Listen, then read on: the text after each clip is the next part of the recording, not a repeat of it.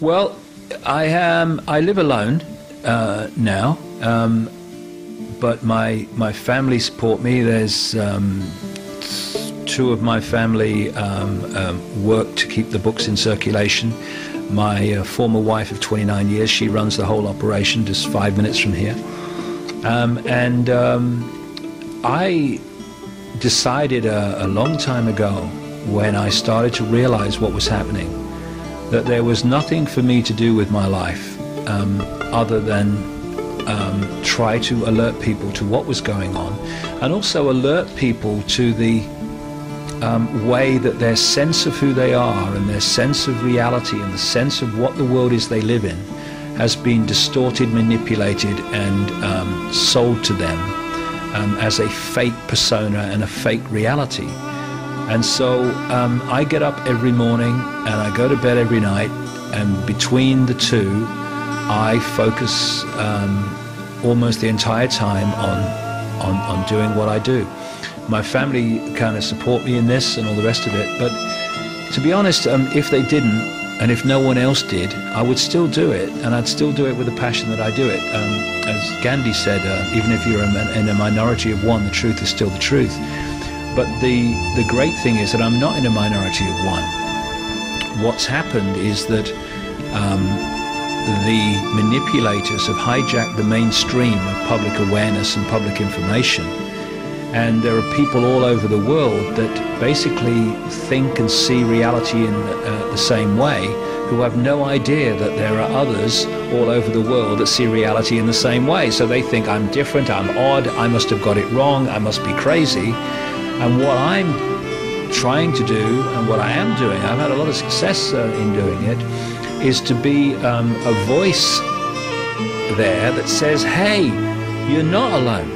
You know, you're not alone. And if I've had a reaction more than any other over the years, it's thank goodness I realized I wasn't crazy. There are other people that think like me. And it's kind of an antidote to divide and rule. And it's having an effect without any doubt. I mean, I was talking to a man and a dog when I started out.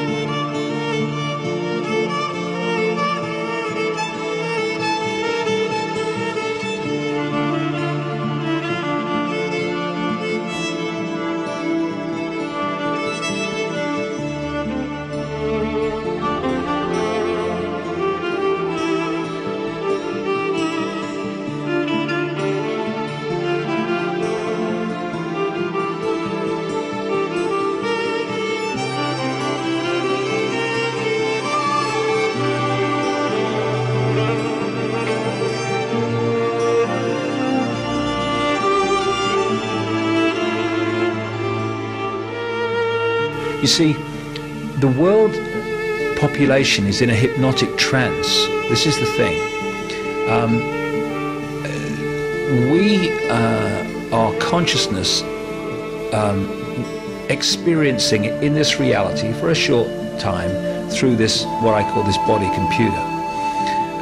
And the computer can think for itself up to a point. It's not like a computer that just takes in data and then reacts to order. It has the ability to assess information and react on the basis of that assessment. That's what things like the immune system are doing all the time. And if our consciousness goes to sleep or cannot get enough impact on the computer, then basically the computer runs itself. And I see so many people in what I call computer mode, where you can predict what they're going to do just as much as you can type data into a computer and press enter. You know what the computer's going to do. You can do that with people. We are programmable until we become much more conscious than we are. When we are in what I call just body consciousness, we are extremely programmable because this is a computer. And people don't realize that the five senses are just sending information to the brain, which then decodes that information. And so if you are in a hypnotic stage show, I've seen people eating potatoes, for instance, and thinking they were apples. I've seen people who thought there was an elephant in the audience. Why? Because the hypnotist implants into the brain, if you like, the lower mind stroke brain, a belief in reality. And that's the same principle as in China, where they firewall off most of the internet so that people there cannot access it. What the hypnotist is doing is basically imposing interrupting the normal decoding mechanism of the brain.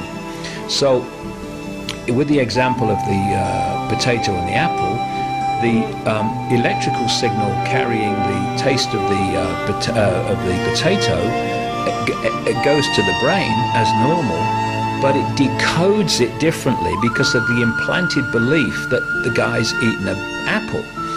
And this basic principle is used on us all the time, not least through the greatest hypnotist known to humanity at this time, the television, which is telling us constantly what to believe is real, what to believe in terms of who we are, what to believe is success, what to believe life is about. And if we then go through an education system which is nothing more than indoctrinating children with the official version of reality, then by the time we become adults, we can become, if we are not holding our consciousness, we can become only body conscious, and we can become programmed in the way that we see the world. We can become hypnotized, like Stooges on the stage of a hypnotist.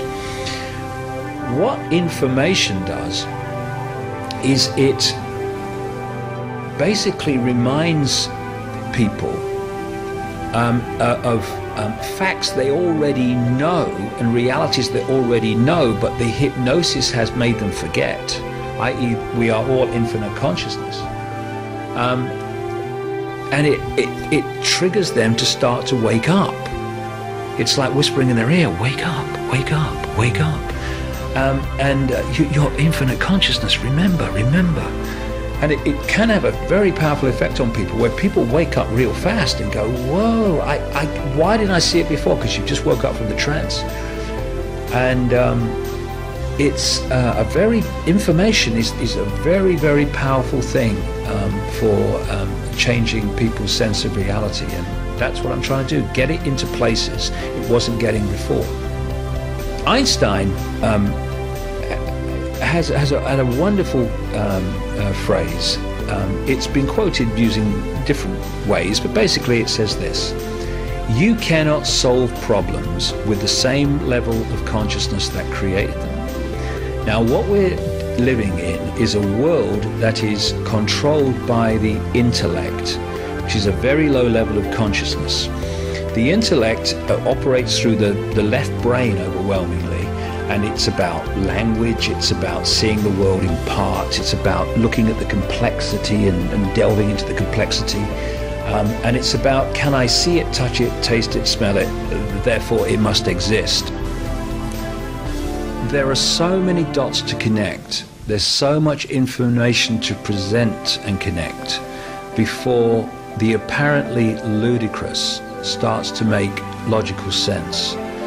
The mainstream media will never ever give you enough time to make those connections. So what I do with that whole reptilian side of my work is I'll talk about it in my own public presentations, where I can give it as much time as I decide to give it. I write about it extensively in my books for the same reason, but in the mainstream I will not talk about it because I know that it's going to be reported in the same way. Oh, it says giant space lizards run the world, and you know, and so, well, I'll ask you a question which answers your question. What level of consciousness controls the mainstream media? The intellect, and sometimes a very, very, very low level of intellect. And therefore, apart from the odd journalist who is more whole-brained, if you like, and multi-level consciousness, not just intellectually conscious, then they're just not going to see it. They're not going to get it. I mean, it's extraordinary that you can talk to a lady with no formal education and all the rest of it, and she gets it, and can see it and can feel it. And then you talk to a journalist or an intellectual from Oxford University, and they look at you as if you just walked off a spaceship, because they can't get it, because they're not accessing those levels of consciousness that can get it.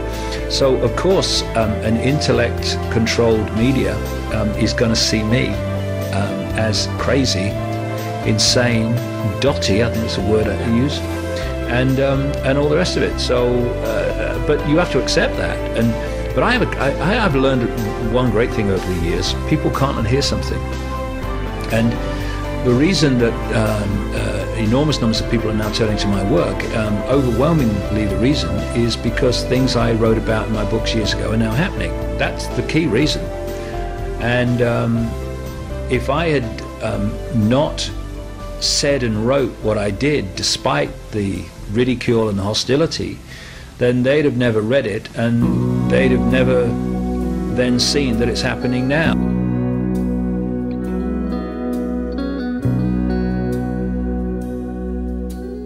Hvem din nye ven, Kamilla?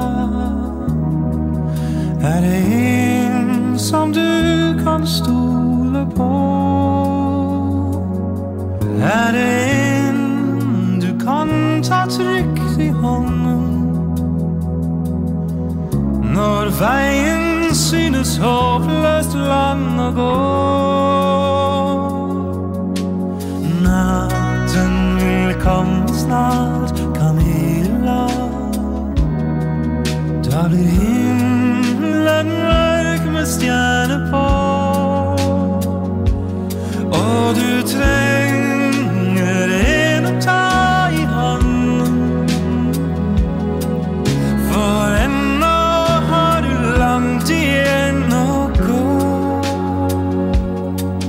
Kamilla, Kamilla, hva tenker du nå? Tør du tro han en venn som du kan stole på? Kamilla, Kamilla, hva tenker du nå? Tør du tro han en venn som du kan stole på?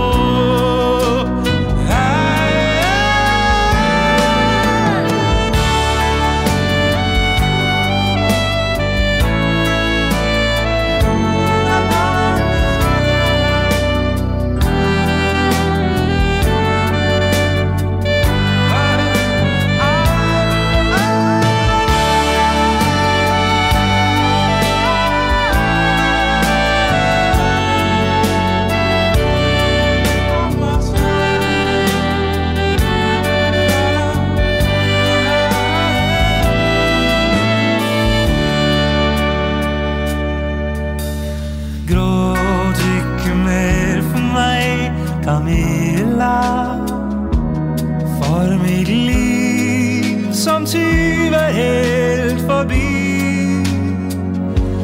Jeg må ta den straffen jeg fortjener, så kommer jeg igjen, da jeg fri. Vi venter Sebastian, en dag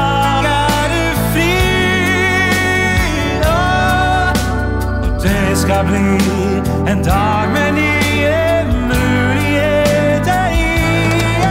Kamilla, Kamilla, jeg kommer igjen, og jeg tror at du